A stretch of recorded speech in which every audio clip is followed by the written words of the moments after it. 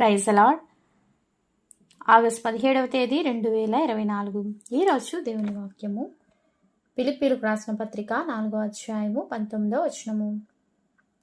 కాగా దేవుడు తన ఐశ్వర్యం చొప్పున క్రీస్తు యేసునందు మహిమలో మీ ప్రతి అవసరమును తీర్చును.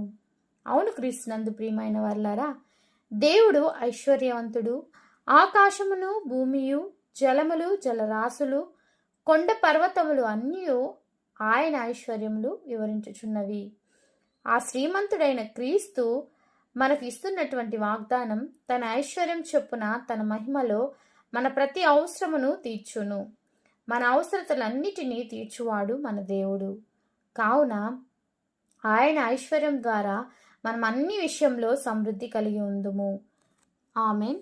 ప్రేయర్ టవర్ మినిస్ట్రీస్లో మీ సహోదరి. God bless you all.